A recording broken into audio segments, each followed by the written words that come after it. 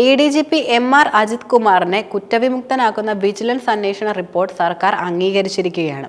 വിജിലൻസിന്റെ അന്വേഷണ റിപ്പോർട്ട് കഴിഞ്ഞ ദിവസമായിരുന്നു മുഖ്യമന്ത്രി വിളിച്ചു വരുത്തി ഒപ്പിട്ടിരുന്നത്.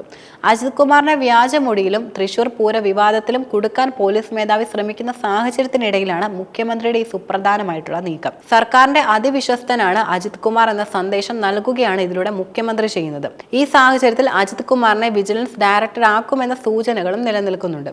നിലവിൽ വിജിലൻസ് ഡയറക്ടർ യോഗേഷ് ഗുപ്തയെ അടുത്ത പോലീസ് മേധാവിയാക്കാനാണ് മുഖ്യമന്ത്രി ശ്രമങ്ങൾ നടത്തുന്നത്.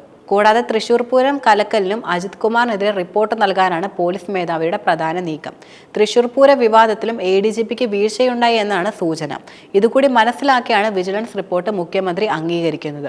അജിത് കുമാർ അഴിമതിക്കാരനല്ലെന്ന് വ്യക്തമാക്കുകയാണ് സർക്കാർ യഥാർത്ഥത്തിൽ ചെയ്യുന്നത്. PV അൻവർ ഉയർത്തിയ അഴിമതി ആരോപണത്തിലായിരുന്നു അജിത് കുമാറിനെതിരെ വിജിലൻസ് അന്വേഷണം പ്രധാനമായിട്ടും നടത്തിയിരുന്നത്.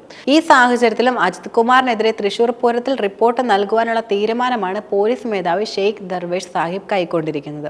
പൂരവിവാദ സമയത്ത് തൃശൂരിലായിരുന്നിട്ടും ക്രമസമാധാന പാലന ചുമതലയുള്ള ഉദ്യോഗസ്ഥന്റെ ഉത്തരവാദിത്തം ഏറ്റെടുത്ത സ്ഥലത്ത് പോലും പോയില്ലെന്ന ഗുരുതര വീഴ്ചയായിട്ടാണ് കണക്കാക്കുന്നത്.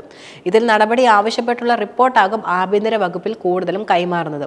ADGP P വിജയനെതിരെ വ്യാജമൊഴി നൽകിയെന്ന ആരോപണത്തിൽ അജിത് കുമാറിനെതിരെ സിവിൽ ക്രിമിനൽ കേസുകൾ എടുക്കണമെന്ന ശുപാർശയും മുഖ്യമന്ത്രി തള്ളുന്നതാണ്. PV അൻവർ ഉന്നയിച്ച ആരോപണങ്ങൾ വിശദമായി തന്നെ വിജിലൻസ് അന്വേഷിച്ചിരുന്നു. അതിലെല്ലാ ആരോപണം അടിസ്ഥാനരഹിതമാണെന്ന് തെളിഞ്ഞിട്ടുമുണ്ട്.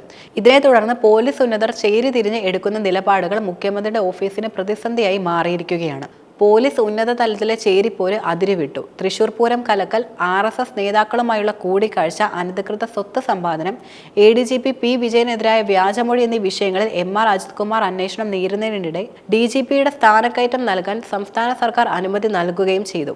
ചീഫ് സെക്രട്ടറി, പോലീസ് മേധാവി, ആഭ്യന്തര സെക്രട്ടറി, വിജിലൻസ് ഡയറക്ടർ എന്നിവരടങ്ങിയ KPS സ്ക്രീനിംഗ് കമ്മിറ്റിയാണ് സ്ഥാനക്കയറ്റത്തിന് പ്രധാനമായിട്ടും അനുമതി നൽകിയത്. പിന്നീട് പോലീസ് മേധാവി ഇത്തരത്തിൽ നൽകുന്ന റിപ്പോർട്ടുകൾക്ക് സാധ്യതയില്ലെന്നാണ് സർക്കാരിന്റെ പക്ഷം. പോലീസ് മേധാവിയാകാനുള്ള 6 പേരുടെ പട്ടികയിലും അജിത് കുമാറും ഉൾപ്പെടുന്നുണ്ട്. സീനിയോറിറ്റി അനുസരിച്ച് പട്ടികയിലെ അവസാന പേരുകാരൻ കൂടിയാണ് അജിത് കുമാർ. UPSCയുടെ അന്തിമ ചുരുക്ക പട്ടികയിലെ 3 പേരിൽ ഒരാൾ അജിത് കുമാർ ആകുമോ എന്ന ആശങ്കയാണ് ഇപ്പോഴത്തെ വിവാദങ്ങൾക്ക് കാരണമെന്ന വിലയിരുത്തൽ മുഖ്യമന്ത്രിക്കടക്കം നിലനിൽക്കുന്നുമുണ്ട്.